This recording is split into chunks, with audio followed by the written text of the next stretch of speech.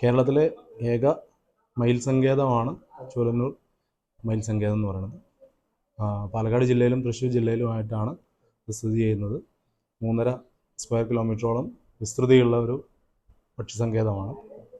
ഏറ്റവും സേഫായിട്ട് കുട്ടികൾക്ക് പോലും ട്രക്ക് ചെയ്യാൻ പറ്റാവുന്ന ഒരു കാടാണ് ചൂലന്നൂർ മയിൽ സങ്കേതം എന്ന് പറയുന്നത്.